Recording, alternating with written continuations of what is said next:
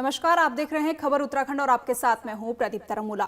उत्तराखंड में लगातार भू कानून और मूल निवास की मांग जो है वो तेज होने लगी है। महारैलियां जो है प्रदेश भर में देखने को मिल रही है। पहले देहरादून, गैरसैंण और ऋषिकेश में भू कानून को लेकर रैलियां की गई।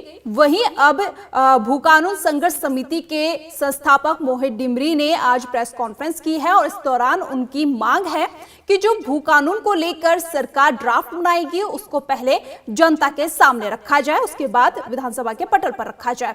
ये तमाम मांगे जो हैं ये भू कानून संघर्ष समिति द्वारा किया जा रहा है। साथ ही हिमाचल की तर्ज पर ही उत्तराखंड में भू कानून की मांग की जा रही है। लेकिन दूसरी तरफ अगर देखा जाए तो सरकार के लिए ये बिल्कुल भी आसान नहीं होगा, क्योंकि हिमाचल प्रदेश की अगर हम बात करें तो हिमाचल प्रदेश में जब हिमाचल प्रदेश बना था तो उसके 1 साल बाद ही सख्त भू कानून लागू कर दिया गया था। लेकिन अगर उत्तराखंड की बात करें तो उत्तराखंड को बने 23 साल पूरे हो चुके हैं, लेकिन अभी तक यहां पर भू कानून नहीं है। और जिस तरह से हिमाचल की तर्ज पर उत्तराखंड में भू कानून की मांग की जा रही है, उसको अगर लागू किया जाता है तो सरकार के सामने कई चुनौतियां भी है, क्योंकि जो संघर्ष समिति की मांग है उनका साफ तौर पर कहना है कि हिमाचल की तर्ज पर ही दिया जाए और अगर भारी व्यक्ति यहां पर कारोबार करना चाहता है तो जिस तरह के नियम जो है हिमाचल में है वही उत्तराखंड में लागू किया जाए। साथ ही आज संघर्ष समिति के संयोजक मोहित डिमरी का साफ तौर पर कहना है कि जो ड्राफ्ट सरकार तैयार कर रही है, क्योंकि प्रदेश के मुखिया पुष्कर सिंह धामी ने साफ तौर पर कहा है कि अगले साल तक उत्तराखंड में सशक्त भू कानून लागू कर दिया जाएगा। तो ऐसे में मोहित डिमरी का कहना है कि अगर सरकार इस पर प्लानिंग कर रही है या ड्राफ्ट तैयार कर रही है तो उस ड्राफ्ट को पहले जनता के सामने रखा जाए और उसके बाद विधानसभा के पटल पर रखा जाए। इसी को लेकर आज हम बातचीत करेंगे भू कानून को लेकर कि किस तरह की मांगे जो है संघर्ष समिति द्वारा की जा रही है और अगर सरकार के सामने वो इन मांगों को रख रहे हैं तो सरकार का इस पर क्या कहना है, और अगर सरकार ड्राफ्ट तैयार करती है तो किन किन बातों का विशेष ध्यान इस पर रखा जाना चाहिए, जिसकी मांग जो है संघर्ष समिति द्वारा किया जा रहा है। और तमाम रैलियां जो है वो की जा रही है। लेकिन इस बीच जब आज भू कानून संघर्ष समिति के संयोजक मोहित डिमरी ने प्रेस कॉन्फ्रेंस की तो इस दौरान उनका साफ तौर पर कहना था कि इसके बाद अब केदारनाथ में भी वो रैली करेंगे, महारैली का आयोजन किया जाएगा, जिसकी तैयारी वो कर रहे हैं। इसके अलावा भी अन्य शहरों में भू कानून की मांग को लेकर रैलियां की जाएगी। यानी कि भू कानून संघर्ष समिति का साफ तौर पर कहना है कि जब तक प्रदेश में भू कानून लागू नहीं हो जाता है तब तक वो संघर्ष करते रहेंगे और लगातार मांग करते रहेंगे, रैलियां होती रहेगी। अब इस पर देखना होगा कि सरकार कब तक एक्शन लेती है और अगर ड्राफ्ट बनाती है तो क्या सरकार जनता के सामने उस ड्राफ्ट को पेश करती है। ये तमाम सवाल जो है ये उठने लगे हैं और साथ ही साथ जो अब चुनौती सरकार के सामने आने वाली है, क्योंकि कहीं ना कहीं ये देखा जा रहा है कि सरकार के ऊपर भी दबाव बन रहा है, क्योंकि लगातार रैलियां हो रही है और भारी भीड़ जो है इस रैली में देखने को मिल रही है। और उत्तराखंड वासी सिर्फ एक मांग कर रहे हैं कि जल्द से जल्द भू कानून लागू किया जाए, मूल निवास की मांग वो कर रहे हैं। तो कहीं ना कहीं अगर देखा जाए तो एक दबाव बनता भी सरकार में नजर आ रहा है। इसी को लेकर आज हम चर्चा करेंगे। चर्चा में हमारे साथ तमाम मेहमान मौजूद हैं। हमारे साथ भू कानून संघर्ष समिति के संयोजक मोहित डिमरी जी मौजूद हैं। साथ ही हमारे साथ शंकर सागर, संस्थापक भू कानून समिति से, और हमारे सहयोगी वकील अहमद भी हमारे साथ चर्चा में शामिल है। मोहित डिमरी जी, चर्चा की शुरुआत आपसे करना चाहूंगी, क्योंकि लगातार आप संघर्ष कर रहे हैं, भू कानून की मांग कर रहे हैं और लगातार रैलियां जो है आपके द्वारा की जा रही है। सबसे पहले तो भू कानून जो आप चाह रहे हैं, एक सशक्त भू कानून की मांग की जा रही है, हिमाचल की तर्ज पर भू कानून की मांग जो है वो लगातार की जा रही है। क्या कुछ मांगे हैं उसके अंदर, किस तरह का कानून जो है आप उत्तराखंड में चाहते हैं जमीन, जल जंगल, जमीन के बचाव के लिए?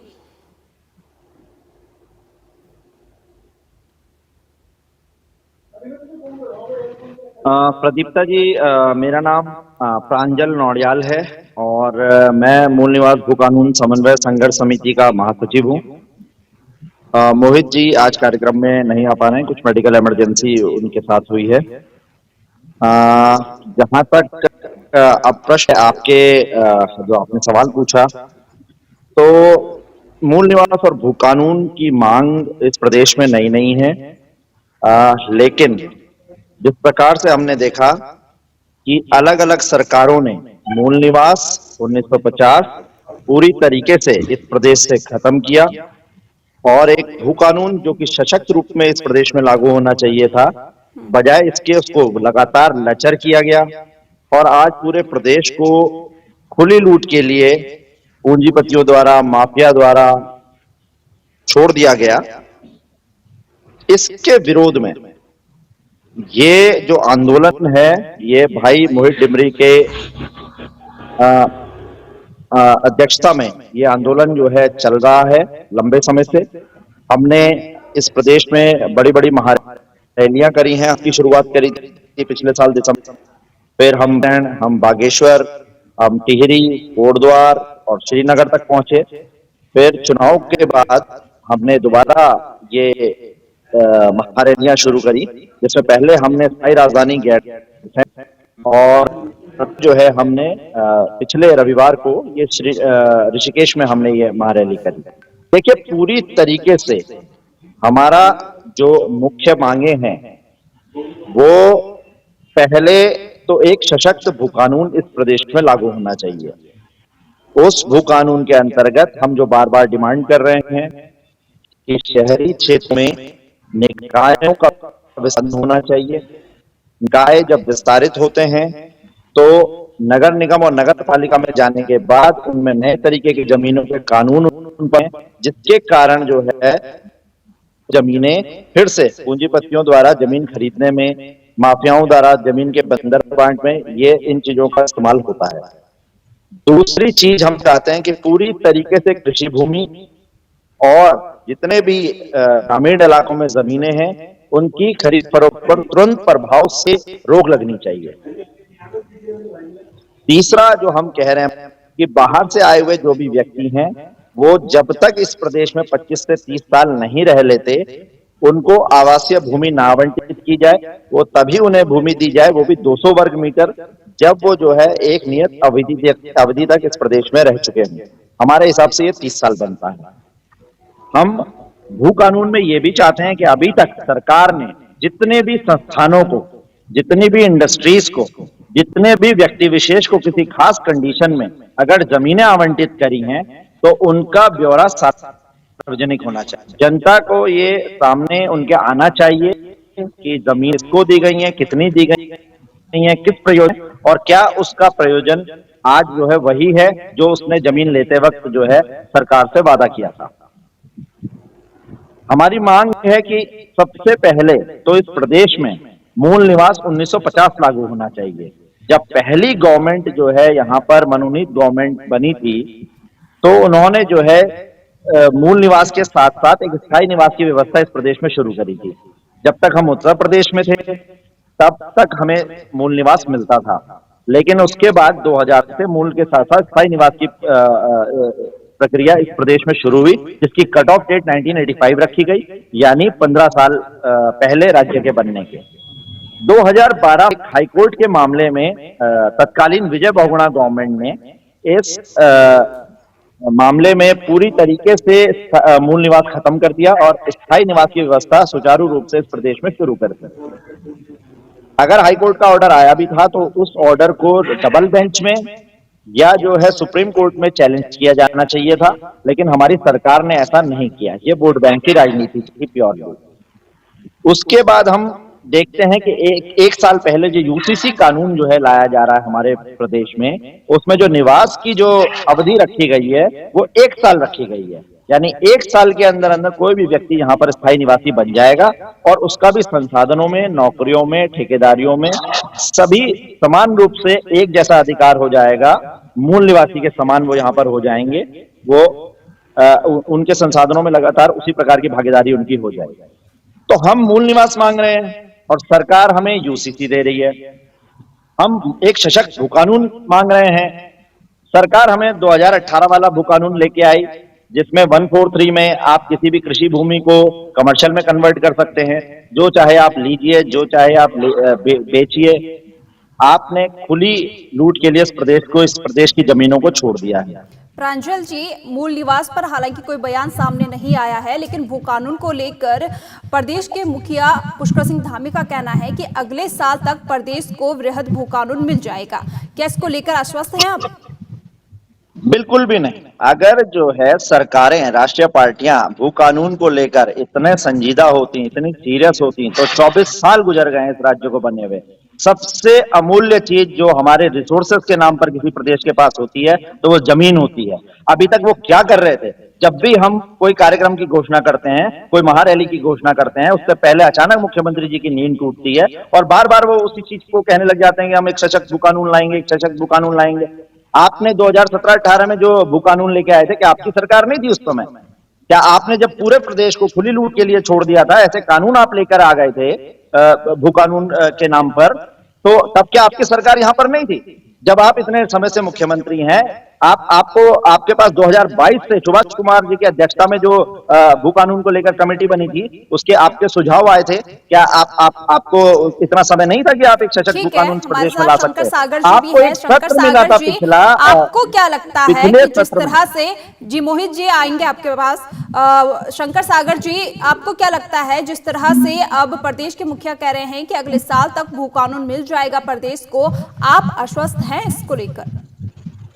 मैं तो लगातार कहते आ रहा हूं कि धन्यवाद है यशस्वी मुख्यमंत्री का कि उन्होंने 24 साल में पहला ऐसा एक मुख्यमंत्री आया है जो पहाड़ के लोगों की, पहाड़ के मुद्दों की बात में हामी बात है। 2018 में जब त्रिवेंद्र सरकार ने पूरे भूमि कानून को, सड़कों में मैंने एक ही संगठन, एक भी राजनीतिक पार्टी, ना कोई संगठन, ना कोई तथाकथित राजनीतिक पार्टी को आंदोलन करते हुए देखा।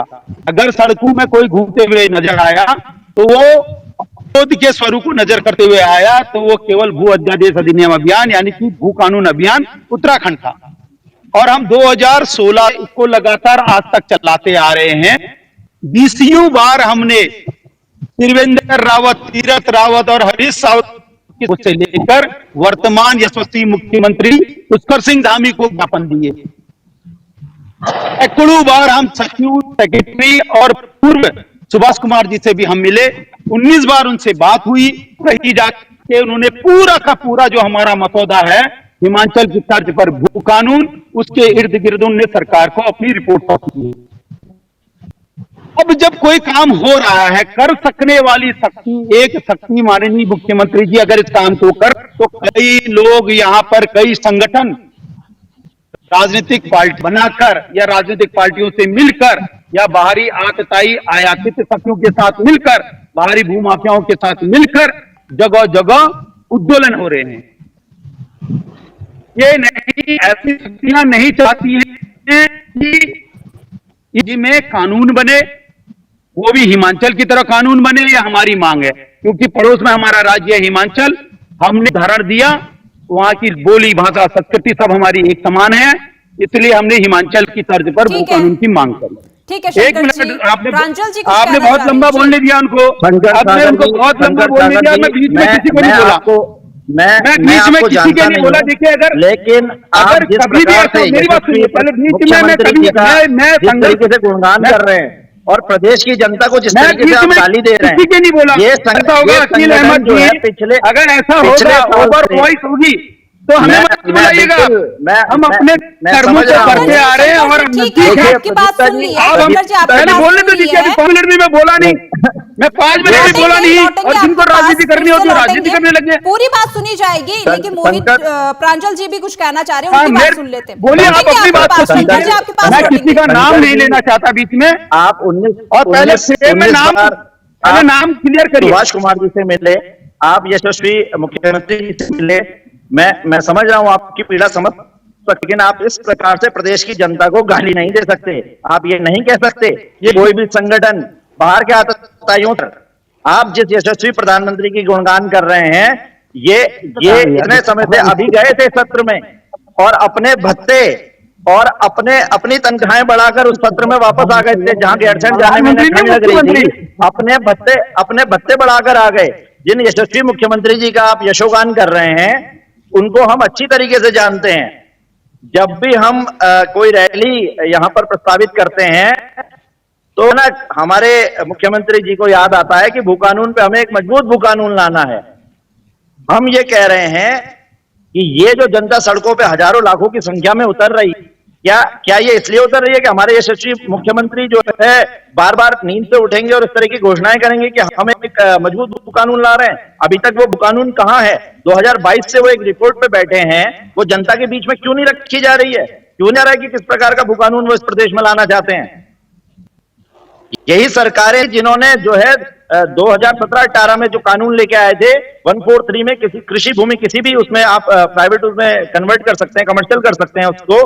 इतने लंबे समय से जो है भू कानून के बारे में बार बार उठते हैं, नींद से जागते हैं और इस तरह की घोषणाएं करते हैं। अभी तक कहां है वो भू कानून?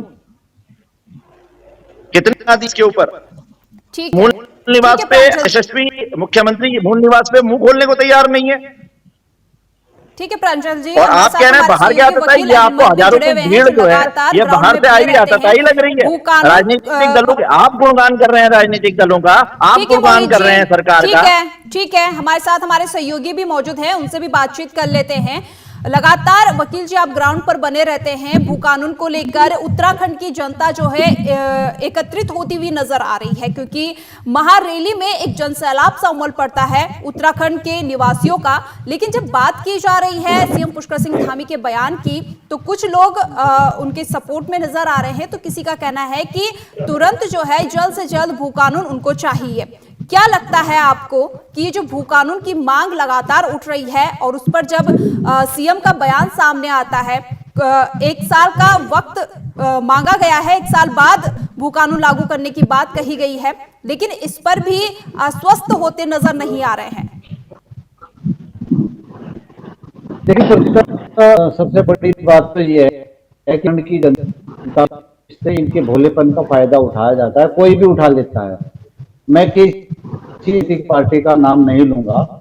राजनीति के साथ साथ जो है ना प्राइवेट जो है ना ऐसी संस्थाएं भी, क्योंकि इस भोली भाली जनता को में बड़ा अच्छा काम करती हैं। उनका अपना क्या निजी फायदा है, ये जनता को बाद में समझ में आता है। रही बात जो है ना मूल निवास और भू कानून की, इस बात का जो गुनगाना है कि हिमाचल की तर्ज पर होना चाहिए, ये तर्ज पर होना चाहिए, तो ठीक है। भौगोलिक स्थिति दोनों प्रदेशों की एक है, लेकिन भौगोलिक परिस्थिति के साथ साथ एक राजनीतिक विचार ऐसी भी होनी चाहिए जिससे प्रदेश की जनता का हित हो। एक कहावत जो है ना पहाड़ के गांव में बड़ी मशहूर है, दोनों मेरे मित्र जो है ना इस बात को मानेंगे कि खेत साड़ी खेत को खा रही है। ये क्या कोई यहाँ पर बाहर का आदमी आकर थोड़ा प्रदेश की जनता के साथ लूट खसोट कर रहा है? प्रदेश की बंदरबाट हो रही। अगर मान लिया यहाँ पर जो है ना असेंबली में 70 जो है ना विधानसभा है, तो जो भी असेंबली कोई कानून बनाती है तो वो भी तो जनता के चुने हुए मेंबर ही हैं, या वो कहीं और बाहर से आ गए हैं?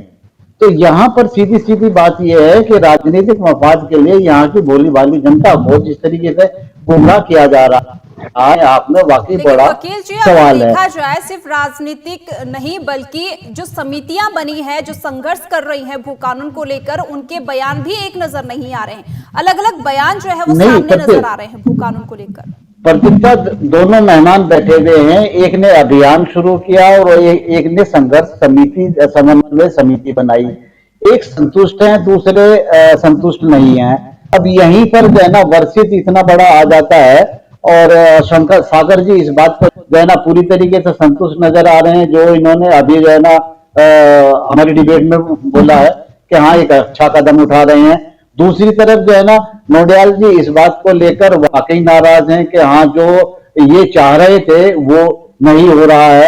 अब ये कंट्रोवर्सी में अगर किसी का नुकसान होता है तो प्रदेश की जनता का नुकसान होता है। प्रदेश की जनता तो इस बात को लेकर कश्मकश में रहती है कि वो किसकी बात माने किसकी बात ना माने। और रही बात ये एक विकास की तर्ज की, अगर मैं 24 साल होने जा रहे हैं, 24 साल का अरसा पूरे होने के बाद दोनों राष्ट्रीय पार्टियों ने यहाँ पर जो है ना बारी बारी से बागडोर संभाली है। और कितना उस चीज पर अमल हो पाया है, प्रदेश की जनता के हित के लिए कितने काम हो पाए हैं और कौन आज किस पायदान पर है और कितना विकास हुआ है। तो प्रदेश की जनता इस चीज को समझती भी है, जानती भी है कि विकास की दर इस वक्त कहां है। लेकिन जो चीज एक बुनियादी होनी चाहिए, जो मैं हर डिबेट में इस बात को कहता हूं कि जितनी एक स्वास्थ्य सेवाएं आज तक कोई भी राजनीतिक पार्टी, जो राष्ट्रीय पार्टियां हैं, वो अभी तक उसको दुरुस्त नहीं कर पाई। दूसरी बात आती है बेरोजगारी की। हालांकि मैं मुद्दे से अलग जा रहा हूं, लेकिन ये एक बेसिक, एक मौलिक चीजें हैं। स्वास्थ्य है, शिक्षा है, बेरोजगारी है। स्वास्थ्य का सबसे बड़ा जो है ना, सबसे बड़ा मामला है, क्योंकि हम हर ठीक दिन है। देखते हैं कि ठीक है, पहाड़ से ठीक है। कोई भी हमारी बहन आते आते जो है ना एक्सपायर हो गई है। भाई उस तरफ से तो आप ध्यान दीजिएगा, क्या सिर्फ मूल निवास पर ही अटके रहेंगे? ठीक है। अगर जिम्मेदारी भी 70 विधानसभा में अगर सरकारों को दी है तो जनता ने ही उनको दी है। अब जनता अगर कितना आवाज उठा रही है, यहाँ पर वकील जी, एक तरफ प्रांजल अभियान जी है, दूसरी जवाब तरफ देना चाह रहे हैं, समन्वय प्रांजल जी कुछ समिति कहना है। चाह रहे हैं, उनको भी सुन जी। लेते हैं। जी प्रांजल जी। जी प्रांजल जी। जी वकील भाई, मैं आपको मैं चले जाऊं यहाँ जो से? भी समस्याएं आप नहीं आप उठा क्या फायदा 40 मिनट की डिबेट में अगर आप हमें 5 सेकंड नहीं दे रहे हो तो फायदा क्या है? नहीं, आपको और हमारा है। नहीं शंकर जी, आपको समय शंकर आपको टाइम भी दिया दिया जाएगा। गया है, करके क्या शंकर जी, फायदा? आपको भी समय दिया गया नहीं, है, हमारे आपको एंकर भी आपको समय टाइम दिया देंगे, हमारे एंकर। ये अन्याय मत करिए। आपकी बात सीधे जवाब देना चाहूं। हमको तो आपने यहाँ पहले भी पर बात नहीं मैं करने दी शंकर सागर जी को इसलिए मैं चुप रहता हूँ हमेशा। बहुत अच्छे से नहीं सच्चा जानता हूँ, इंसान हमेशा चुप लेकिन रहता है, यहाँ जिसके पर पास एक तर्क ही रहता है, समन्वय वो संघर्ष चुप समिति रहता है, जिसके जी शंकर जी, आपकी बात सुनी जाएगी। अभी सुन रहे हैं जी शंकर जी। मोहित टिमरी के नेतृत्व में जो समन्वय संघर्ष समिति है, वही एक यहाँ पर संघर्ष समिति है। हमने शंकर सागर जी को मैं बहुत अच्छे से नहीं जानता हूं, उनका संघर्ष क्या रहा है मुझे नहीं पता है, लेकिन मैं जिस तरीके से वो गुणगान कर रहे हैं यशस्वी मुख्यमंत्री जी का, वो मुझे समझ में आ रहा है कि वो कहां से आ रहे हैं। देखिए, इस प्रदेश में दोनों पार्टियों के पास सत्ता रही है, चाहे वो कांग्रेस रही हो, चाहे वो भाजपा रही हो। कांग्रेस ने इस प्रदेश में पूरी तरीके से मूल निवास 1950 खत्म किया और भाजपा ने इस तरीके का कानून, जमीनी कानून, भू कानून इस प्रदेश में लाया कि ये पूरा का पूरा प्रदेश जो है बिकने की कगार पे आ गया है। तो बताइए, दोनों ही राष्ट्रीय पार्टियां जो है, जब पूरे प्रदेश का इन्होंने कुदंड कर दिया है, तो हम इन पर विश्वास कैसे कर सकते हैं? और अब 24 साल बाद अचानक जो है वो कोई मुख्यमंत्री जी आते हैं। है कि पार्टियां आई हो, वो मान रहे हैं कि बीजेपी की सरकार में त्रिवेंद्र सिंह रावत ने जो भू कानून, जो सख्त भू कानून बना हुआ था, उसको खत्म कर दिया, वो ये भी मान रहे हैं। लेकिन उनकी उम्मीद जगी है वर्तमान सीएम पुष्कर सिंह धामी से, जो उन्होंने ऐलान किया है। जी, मैं आपको बताऊं, वो पहले भी सख्त भू कानून नहीं था। मैं बार बार कह रहा हूं, तिवारी जी ने 500 वर्ग मीटर के यहाँ पर व्यवस्था करी थी। 500 वर्ग मीटर खोली क्यों? मैं ये कह रहा हूं, वो जो है 500 वर्ग मीटर या 250 वर्ग मीटर का सवाल कहां से आया? हमें पूरी तरीके से इसको बंद करना चाहिए था। क्या हमें पहले से नहीं पता था कि यशवंत सिंह परमार भी हिमाचल में इस प्रकार का एक भूमि कानून लेके आए, जिसमें जो है बाहर के लोगों के लिए अनिवार्य, उन्होंने बिल्कुल कृषि की खरीद फरोख्त पे रोक लगाई भी ये इसलिए हो रहा है कि ज्यादातर सत्ताधारी पार्टी में जो लोग हैं, जो विपक्ष के भी हमारे विधायक हैं, ये ज्यादातर लोग प्रॉपर्टी डीलिंग के काम में लिप्त हैं। आधे से ज्यादा लोग ये जो है खनन के काम में लिप्त हैं। हम ये कह रहे हैं, अगर मूल निवास 1950 लागू हो जाता है और इस प्रदेश के संसाधनों पर प्रतिशत तक अधिकार, पहला अधिकार मूल निवासियों का होता है, तो तब ये शिक्षा, स्वास्थ्य और सभी तरह की समस्याओं से हम निजात पा सकते हैं। इतने समय से अस्थायी राजधानी गैरसैंण बनी हुई है, उसे स्थायी राजधानी बनाने में, कभी ये प्रदेश जो है पहाड़ वासियों के लिए, जब ये प्रदेश जो है मूल निवासियों के लिए बना था, तो जो है इसमें गैरसैंण राजधानी एक मुख्य मुद्दा था, लेकिन फिर वो आज तक जो है वहां पर अस्थायी राजधानी की तरह वहां पर रही है। आप जिस प्रकार से आप देख रहे हैं कि जिस प्रकार से पलायन इस प्रदेश में हो रहा है पहाड़ों से, जिस प्रकार से मैदानी इलाकों में डेमोग्राफी चेंज हो रही है, आप देख रहे हैं हम कुछ कगार पे खड़े हैं। ये बहुत ही गंभीर मामला हो गया है। शंकर सागर, प्रांजल जी का कहना है, क्योंकि आप दोनों ही जो है भू कानून को लेकर लगातार मांग उठा रहे हैं, प्रदेश में सशक्त भू कानून की मांग कर रहे हैं, लेकिन प्रांजल जी का कहना है कि जो भू कानून 1 साल बाद लागू किया जा रहा है वो अभी क्यों लागू नहीं किया जा रहा है, जबकि आप ये मान रहे हैं कि चलो कोई ना कोई तो आगे आया जिसने इस पर एक कदम आगे बढ़ाया है, जिसने ये बात कही तो है कि हाँ 1 साल बाद प्रदेश में भू कानून लागू कर दिया जाएगा, लेकिन वहीं दूसरी तरफ देखा जाए तो प्रांजल जी आश्वस्त नजर नहीं आ रहे हैं। आपके बुलेटिन का समय कितना बचा हुआ है? जी बताइए, आप बोलिए। नहीं, कितना समय बचा हुआ है, पहले ये बताइए आप मुझे। आपको जितना समय चाहिए आप लीजिए। नहीं, बता तो दीजिए कितना समय है, मैं उस हिसाब से बात करूंगा ना। सागर जी आप अपनी बात रखिए। पाँच मिनट में आप अपनी बात कर आप दीजिए। अपनी बात कहिए। आप मेरी बात को सुनिए निर्व्याज तरीके से। देखिए, मैं आपसे बात नहीं कर रहा, आप एंकर की भूमिका भी निभा रहे हैं और संगठन की भूमिका भी निभा रहे हैं। एक आदमी एक टाइम पे 2 प्रकार का काम नहीं कर सकता है। नंबर 1 बात, मैं हमेशा बहुत सी डिबेटों में जाता हूं और अक्सर बीजेपी और कांग्रेस के लोग इन्हीं बहसों में सारा समय गुजार देते हैं। अरे नहीं, मैं अभी तक नहीं बोला ना आपके बीच में, रिकॉर्ड उठा के ले लीजिए, मैं किसी के बीच में नहीं बोलता।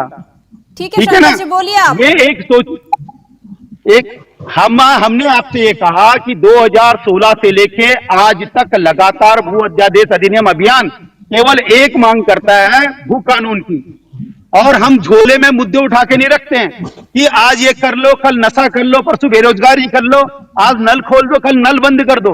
उसमें नहीं, मेरे हम लोगों का एक मांग है, वह है हिमाचल की तर्ज पर भू कानून।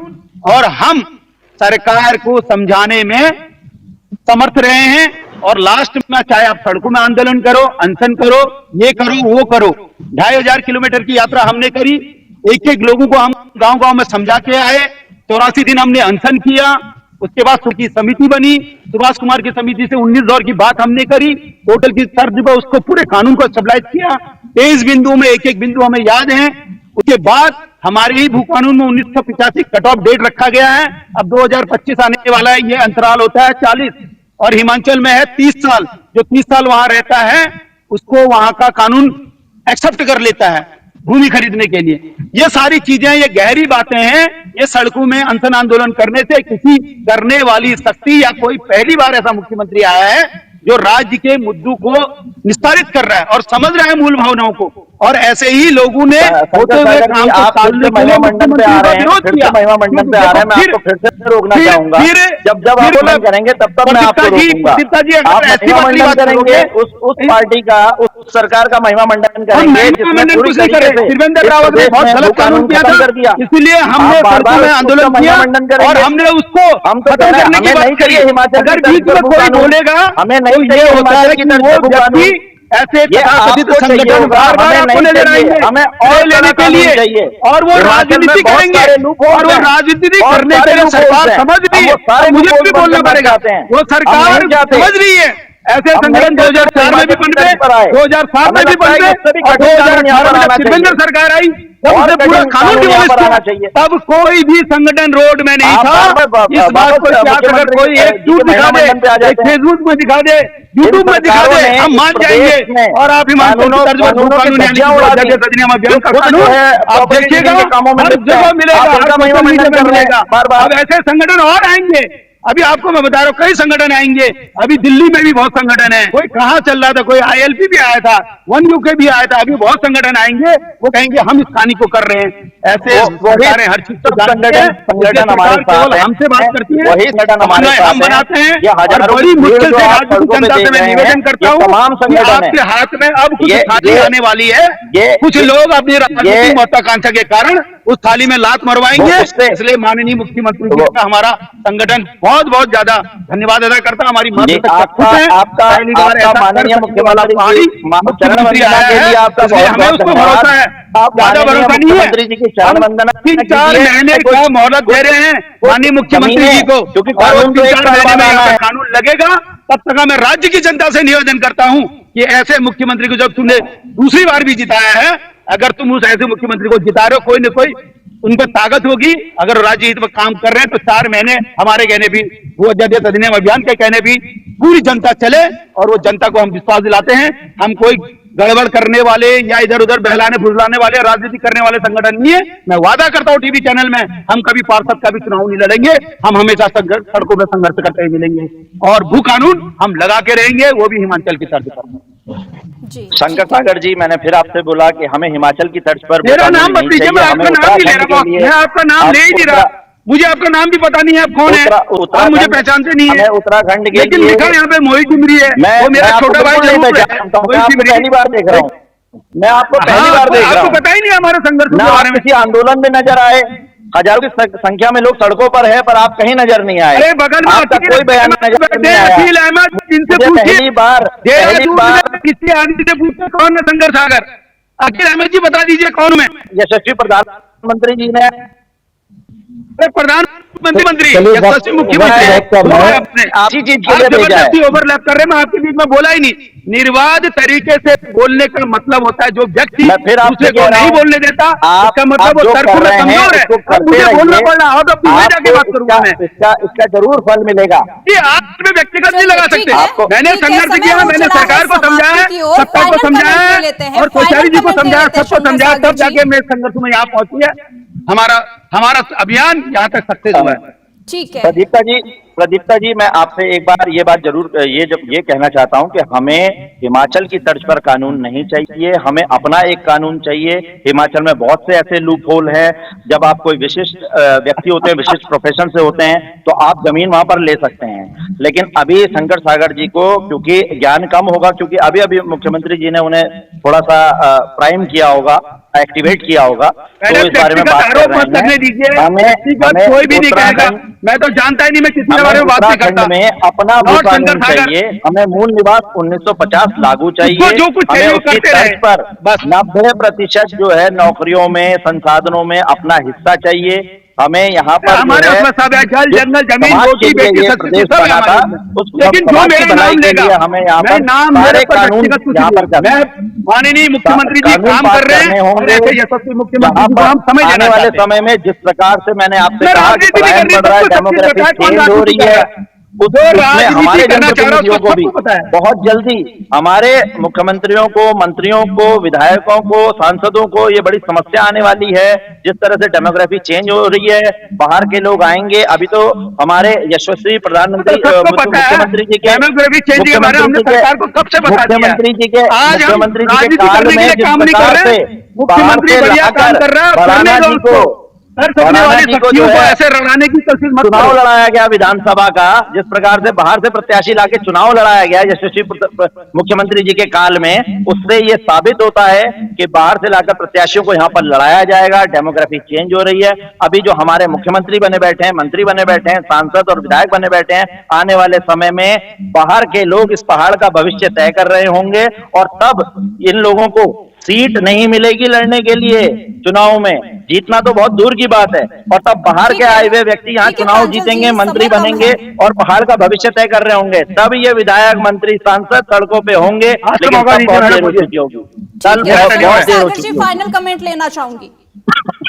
फाइनल कमेंट ये है मैडम, 9 नवंबर 2000 से लेके मैं बीच में, मैं पहले भी आपके चैनल में सब चीज बता चुका हूँ, सारा मेरा पब्लिक डोमेन में है। एक एक चीज प्रॉब्लम है, मैं ज्यादा आपका समय भी लेना नहीं चाहता हूँ, लेकिन मैं इतना जरूर कहता हूँ, कर सकने वाली स्थिति में पहली बार एक ऐसा पहाड़ का मुख्यमंत्री आया है जो हमारी मंशा, हमारी भावना और पहाड़ की पीड़ा को समझते हुए जानता है यहाँ पर भू कानून हिमाचल की तर्ज पर लगाएगा, और सारी समिति जो सुभाष कुमार की समिति बिंदु को उनको कंसिडर करेगा। ये बता दे रहा हूं, उसका नाम होगा भू समिति 2024। ये लेके भू राजस्व समिति 2024 यहाँ पे लेके आएगी ये सरकार, और उसमें सारा जो हमारे मूल निवासी और इनका है, जो हम लोगों का वो है, उसको लेके आ रही है। और दूसरी बात, अगर कट ऑफ डेट लगेगी तो 1985 लगेगी, मूल निवास 1950, कहीं से लेके कहीं तक नहीं लगने वाली है। ये जनता को बरगलाने के लिए है, इससे ज्यादा कुछ नहीं है। 1985 कट ऑफ डेट लग सकती है, नहीं तो 2000 कट ऑफ डेट लगेगी, उससे ज्यादा कुछ नहीं लगेगी। तो कोई भी ना भड़काए ना भरमा, इसलिए हिमाचल की तर्ज पर ही यहाँ पे भू कानून लगेगा। बहुत बहुत धन्यवाद, नमस्कार। ठीक है, वकील जी फाइनल कमेंट लेना चाहूंगी। देखिए, जनता के पास अपनी बात रखने का अधिकार है, और जहाँ तक नोडियाल जी है अपनी बात रखी, संघर्ष कर रहे हैं, और सागर जी भी अपनी बात को रख के संघर्ष कर रहे हैं। खबर उत्तराखंड की और प्रदेश की जनता और यहाँ तक के सरकारी नुमाइंदे भी जो है ना इस डिबेट को देख रहे हैं। तो जो बेहतर जनता के हक में होगा वो फैसला खुलकर सामने आ जाएगा। बाकी ये है कि जो मसौदा जो है ना इन्होंने तैयार किया है समन्वय समिति ने, उस पर कितना विचार हो पाता है ये आगे सरकार के पाले में है। जी प्रदीप। ठीक है, बहुत बहुत शुक्रिया तमाम मेहमानों का आज की चर्चा में शामिल होने के लिए। बता दें कि उत्तराखंड में भू कानून की मांग तेजी से हो रही है, लोग सड़कों पर उतर रहे हैं, महारैली की जा रही है और लगातार जो है भू कानून की मांग और मूल निवास की मांग की जा रही है। मूल निवास 1950 की मांग भी लगातार की जा रही है। लेकिन इस बीच जब पुष्कर सिंह धामी जो कि प्रदेश के मुखिया हैं, उनका कहना है कि अगले साल तक भू कानून मिल जाएगा, प्रदेश में लागू कर दिया जाएगा। और जिस तरह से हिमाचल की तर्ज पर भू कानून मांगा जा रहा था, लेकिन अब कई समितियां हैं जो आगे आ रही हैं, लेकिन उनके बयान जो है वो समान नहीं हो पा रहे हैं। कोई कह रहा है कि हिमाचल की तर्ज पर उन्हें भू कानून चाहिए, लेकिन कोई चाह रहा है कि उत्तराखंड की तर्ज पर ही सिर्फ उत्तराखंड में उन्हें भू कानून चाहिए। तो इस तरह की जो बातें हैं वो अब सामने आने लगी हैं और समितियां जो है जो कि एक साथ मिलकर सिर्फ भू कानून की मांग कर रहे हैं, उनके बयान भी समान नजर नहीं आ रहे हैं। फिलहाल आज की चर्चा में इतना ही। मुझे दीजिए इजाजत। नमस्कार।